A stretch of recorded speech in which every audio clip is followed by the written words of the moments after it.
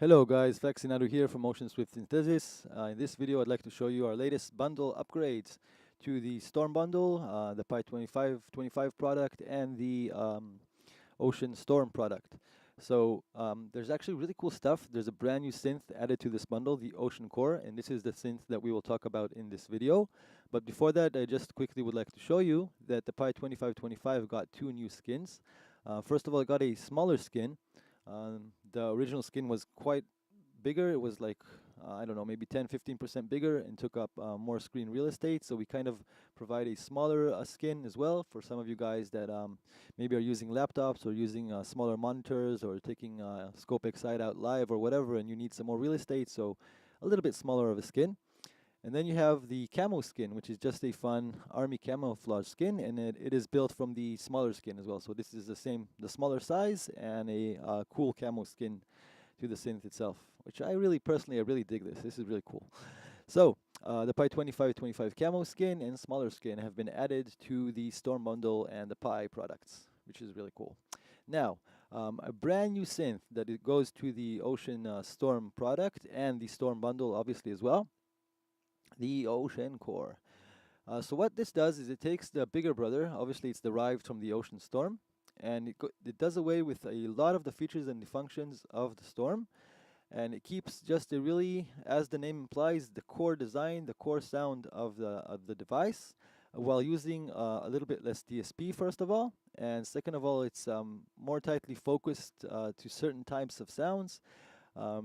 Maybe a little bit more accessible. Maybe you don't always need all these effects and all this stuff going on. So while this is a sound design beast, obviously, this is a more kind of bread and butter focused device for making electronics music, sort of techno, trance, chill out, ambient sort of bass lines and leads and stuff like that. So what are the differences? So obviously, again, as I said, we stripped away a lot of the stuff. It's not just a matter of stripping away the effects. It's some, let's say, some stuff on the oscillator, for example, the free running option and the 8-bit option and various other stuff. So what is left is this thing over here. And obviously, there's only one filter over here. Here you had the two filters with the parallel and serial configuration. Here you have just one filter. So let's get down to the differences are not just like, cosmetic and as far as features, but there's also some core differences that provide a different sound to this device, different to the Ocean Storm. The first of all, on the Ocean Storm, there is no OSC retrigger option. And here you have it both on OSC1 and OSC2. On OSC1, you just turn it on over here, and then the starting phase of the oscillators will respond to MIDI data. So with each new MIDI note, the OSC will retrigger itself, and it's really useful for getting tight, kind of running bass lines and stuff where you need the sound to be to stay coherent and the same from each new MIDI hit to the next. So OSC retrig for OSC1. OSC2 has it as well, like I mentioned, but it's over here at the sync section, whereas on the Ocean Storm, you had a sync on-off. Here it's a three-way switch where there's the off position, retrigger position, provides the same functionality as this retrigger, and you can go into sync mode as well, and then the starting phase of OSC2 will correspond to the starting phase of OSC1. So that's one big thing, and just this provides a really different sound than the Ocean Storm if you're using, if you're trying to make bass lines and stuff like that, like I mentioned, and you're going into retrigger mode. Another big difference is on the Ocean Storm, there's the poly filter inside, the filter itself, with the 25 types, and it's really great, really cool for sound design and all that. But here we're using a different method for the filter inside, and it's much more responsive and much faster, much punchier when being modulated. So again, this lends to a better solution.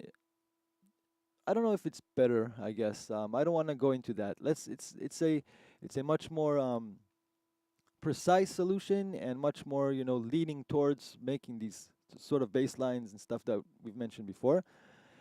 But you still do have, you don't have just a low pass. It's not just, it's a different filter, but it's not just one type. You have 6 types: low pass, band pass, high pass in 24 dB octave, and then the same with 12 dB per octave. So while we mentioned yes, it's really cool for bass lines and such, it's also really cool for leads and everything that you want to have like a really cutting and fast sound, fast modulation from the LFOs and envelopes, like really short envelopes, really punchy stuff. The filter works really great for that sort of for those sort of sounds. So these are the two actual main differences, other than the stuff that I've been stripped out.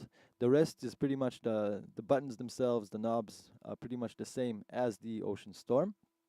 It does come with its own bank of a lot of presets actually. There's 14 presets in this bank, and then there's a big additional bank over here with 83 presets. So basically 97, almost 100 additional presets that are going into the bundle through the addition of this device.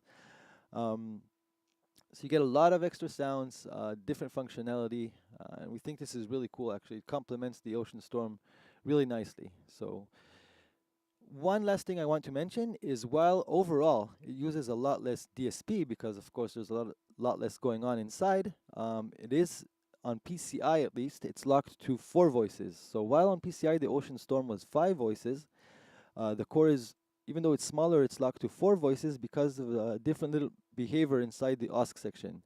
So overall, it's going to be a lot less DSP. So if you're making a large project and you have other scope synths going on and effects and whatever, and you need to conserve DSP, then it's not just the synthesis. This is what I'm trying to say. It also conserves DSP in relation to the Ocean Storm. So if you want to make a bass line, then not only is this maybe a better synthesis solution, but it's also a more economical solution in terms of DSP usage. But keep in mind that overall, this one is going to 4 voices on PCI. On X side, it's a little bit less relevant. You get more voices both from the core and from the Storm. So these are the additions to the Storm bundle, and I hope you enjoy this synth. I'm having a lot of fun with this one myself. So see you later, guys.